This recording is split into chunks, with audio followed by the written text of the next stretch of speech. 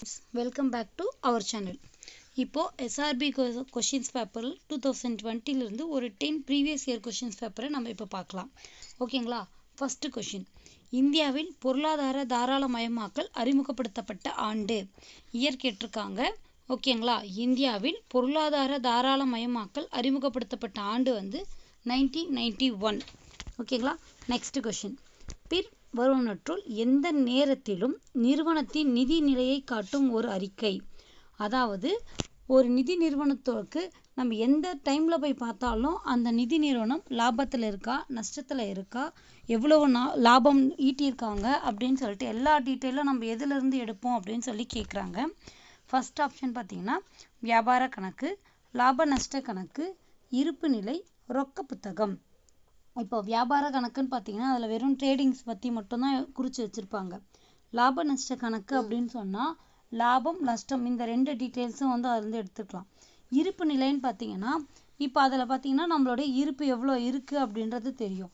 அப்போது நம்மளுடைய பேலன்ஸ் ஷீட்டில் மட்டும்தான் நம்மளோட எல்லா டீட்டெயில்ஸும் இருக்கும். நம்ம எவ்வளோ வாங்கியிருக்கோம், எவ்வளோ செலவு பண்ணியிருக்கோம், என்னென்ன செலவு இருக்குது, என்னென்ன லாபம் உள்ளே வந்திருக்கு அப்படின்றது எல்லாமே பேலன்ஸ் ஷீட்டில் மட்டும்தான் இருக்கும். ஓகேங்களா?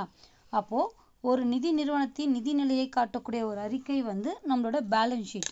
மோஸ்ட்லி நீங்கள் தமிழ்லையும் இங்கிலீஷ்லேயும் பார்த்து வச்சுக்கோங்க. இங்கிலீஷோட மீனிங் தான் ஃபைனலாக ஆன்சர்னு சொல்லிட்டு டிசைட் பண்ணியிருக்காங்க. அதனால் எல்லா வேர்டுக்கும் ஓரளவுக்கு இங்கிலீஷை தெரிஞ்சு வச்சுக்கோங்க. ஓகேங்களா?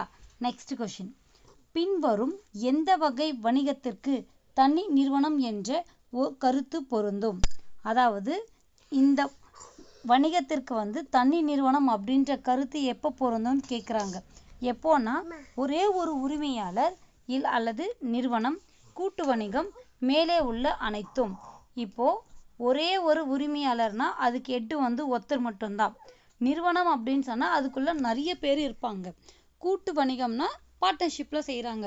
இப்போது தமிழில் பார்க்குறதுக்கும் அதே இங்கிலீஷில் ஆப்ஷன்ஸை பாருங்கள், உங்களுக்கு இதுலேயே மீனிங் புரியும். ஸோ மோஸ்ட்லி உங்களுக்கு ஆன்சர்ஸ் ஏதாவது தெரியலன்னா இங்கிலீஷ்லேயே ஒரு முறை பார்த்துட்டு அதுக்கப்புறம் ஆன்சர் சூஸ் பண்ணுங்கள். அதோட மீனிங் தான் தமிழில் கொடுத்துருக்காங்களா அப்படின்னு சொல்லிட்டு. ஒவ்வொரு டைம் மீனிங் வேறு மீனிங்காகவும் இருக்கலாம். தமிழில் இருக்கக்கூடிய மீனிங் வேறவாக இருக்கலாம், இங்கிலீஷில் இருக்கக்கூடிய மீனிங் வேறவாக இருக்கலாம். ஓகேங்களா?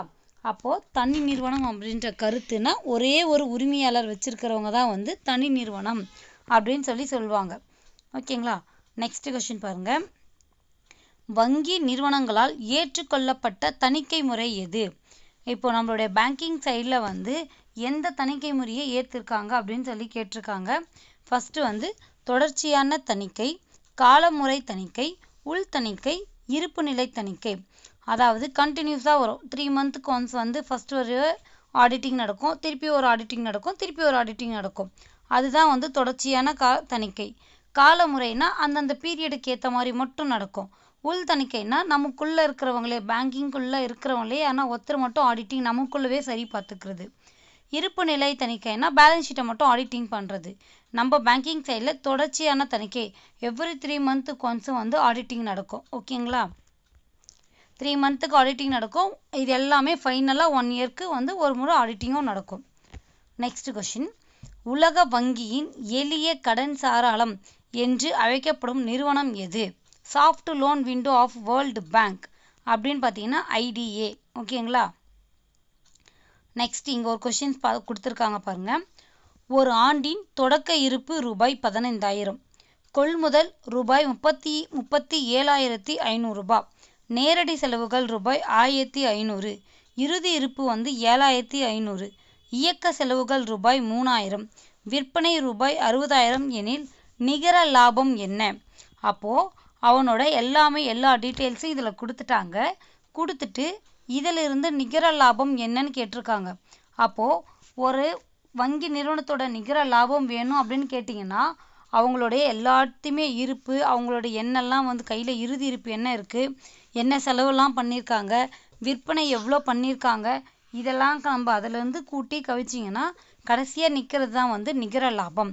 ஓகேங்களா? அப்படி இந்த கொஷினை போட்டு பார்த்தீங்கன்னா ரூபாய் 10,500 வரும். ஓகேங்களா? உங்களுக்கு இந்த சம்மு புரியலன்னா கீழே கமெண்ட்டில் சொல்லுங்கள். இந்த சம்மு தனியாக ஒர்க் அவுட் பண்ணி தனியாக அது ஒன்று அனுப்புகிறேன். ஓகேங்களா? ஈஸி தான். இதில் வந்து ஃபஸ்ட்டு கொள்முதல் எவ்வளோ எடுத்திருக்காங்கன்னா 37,500 ரூபாய் எடுத்திருக்காங்க. அது கூடவே நேரடி செலவுகள் எவ்வளோ பண்ணியிருக்காங்க, 1,500 ரூபாய் பண்ணியிருக்காங்க. கடைசியாக கையில் எவ்வளோ வச்சுருக்காங்களாம், இறுதி இருப்பு 7,500 ரூபாய் வச்சுருக்காங்க. அப்போது இயக்க செலவுகள்னால் போயிட்டு வர சார்ஜஸ் எவ்வளோ ஆயிருக்குன்னு பார்த்தீங்கன்னா 3,000 ரூபாய் ஆயிருக்கு. அப்போ இந்த செலவு எல்லாமே சரி பண்ணிவிட்டு கடைசியாக என்ன பண்ணியிருக்காங்கன்னு பார்த்தீங்கன்னா 60,000 ரூபாவை வந்து விற்பனை செஞ்சுருக்காங்கன்னா நிகர லாபம் என்னன்னு கேட்டிருக்காங்க. ஒர்க் அவுட் பண்ணி பாருங்கள். ஈஸியான ஸ்டெப்ஸ்லேயே 10,500 ரூபான்னு வரும். ஓகேங்களா? புரியல அப்படின்னா கமெண்ட்டில் சொல்லுங்கள், எக்ஸ்பிளைன் பண்ணுறேன். நெக்ஸ்ட் கொஷின், கூட்டுறவு சங்கங்களில் பயன்படுத்தும் கொள்கைகள். அதாவது நம்மளுடைய கோஆப்ரேட்டிவ் சொசைட்டிஸில் எந்த மாதிரியான பிரின்சிபல்ஸை நம்ம பயன்படுத்துகிறோம் அப்படின்னு சொல்லி கேட்டிருக்காங்க.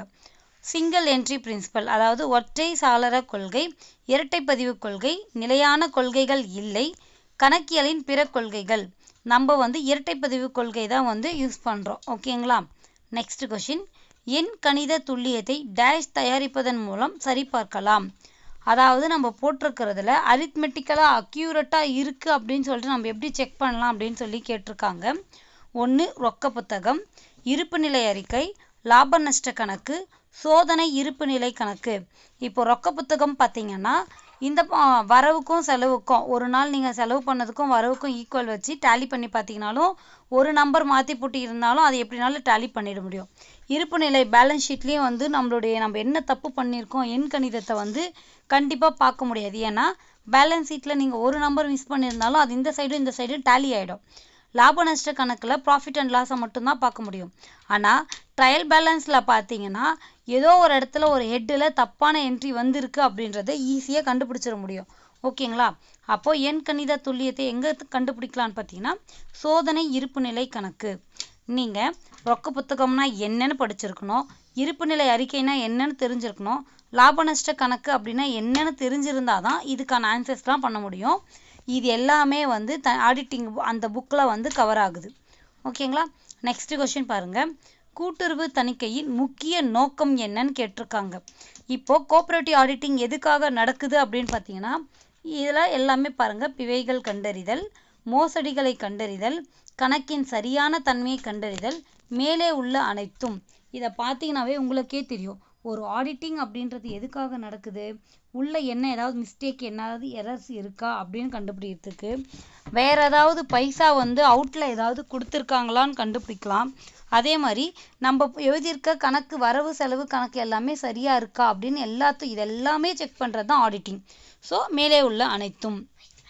நெக்ஸ்ட் கொஷின் பாருங்கள், தணிக்கை பணியினை செய்வதற்கு தணிக்கையாளரால் அமைக்கப்பட்ட விரிவான திட்டம் டேஷ் என அழைக்கப்படுகிறது. தணிக்கை திட்டம், சரிபார்ப்பு பட்டியல், தணிக்கை குறிப்பு புத்தகம், வவுச்சர் புத்தகம். இதில் ஆல்ரெடி ஆன்சர் குறிச்சிட்டதுனால இந்த கொஷின் பேப்பர் தான் கிடைச்சிது. குறிக்காத கொஷின் பேப்பர் கிடைக்காததுனால தான் வந்து உங்களுக்கு ஆன்சர் காட்டாமல் என்னால் சொல்ல முடியல. ஓகேங்களா? இதில் ஆன்சர் காட்டிட்டு இருந்தாலும் நீங்கள் அந்த கொடுத்துருக்கக்கூடிய ஆப்ஷன்ஸை ஒரு முறைக்கு 2 முறை படித்து பாருங்கள். ஏன்னா நமக்கு எதுக்கு இந்த ஆப்ஷன்ஸ்லாம் இங்கே கொடுத்துருக்காங்க இது அப்படின்னா என்னன்ற டீட்டெயிலும் நீங்கள் தெரிஞ்சிருக்கணும். இப்போ சரிபார்ப்பு பட்டியல் செக்லிஸ்ட் அப்படின்னா என்னன்னு உங்களுக்கு தெரிஞ்சிருக்கணும். ஆடிட்டிங் நோட் புக்னா என்ன, வவுச்சர் புக்னா என்ன அப்படின்னு தெரிஞ்சிருந்தா தான் உங்களுக்கு இது ஆன்சர் வந்து கரெக்டாக தணிக்கை திட்டம் அப்படின்றது கரெக்டு அப்படின்னு சொல்லிட்டு நம்மளால எழுத முடியும். தணிக்கையாளர் செய்கிறதுனால அதோட நேம் வந்து தணிக்கை திட்டம் அப்படின்று அழைக்கப்படுகிறது. இன்னும் ஒரே ஒரு கொஸ்டின் மட்டும் பாருங்கள், கூட்டுறவு சங்கங்களின் சட்டம் மற்றும் விதிகளின்படி நடத்தப்பட்ட தணிக்கை எவ்வாறு அழைக்கப்படுகிறது? சட்டப்பூர்வ தணிக்கை, கட்டாய தணிக்கை, பொது தணிக்கை, தொடர் தணிக்கை. இப்போ பார்த்தீங்கன்னா கூட்டுறவு சங்கங்களின் சட்டம் மற்றும் விதிகளின்படி அப்போ நம்மளுடைய லாஸ் அண்ட் ரூல்ஸ் ஆக்ட் எல்லாப்படியும் நம்ம பண்ணுறது தான் வந்து தணிக்கை. ஸோ அது வந்து சட்டப்பூர்வ தணிக்கை. கட்டாய தணிக்கைன்னா கண்டிப்பாக நம்ம பண்ணி ஆகணும்னு கட்டாயப்படுத்துறது, நம்மளுடைய ரூல்ஸை மீறி கட்டாயப்படுத்தி பண்ணுற தணிக்கை. பொது தணிக்கைனா ஜென்ரல். தொடர் தணிக்கைனா கன்கரண்ட் ஆடிட் வந்து இதுவும் நமக்கு நடக்கும். ஆனால் நம்மளுடைய ஆடிட்டிங் நேம் என்னன்னு பார்த்தீங்கன்னா சட்டப்பூர்வ தணிக்கை. ஓகேங்களா? நெக்ஸ்ட் இருக்கக்கூடிய கொஸ்டினை நெக்ஸ்ட் வீடியோவில் பார்க்கலாம். Okay, thank you.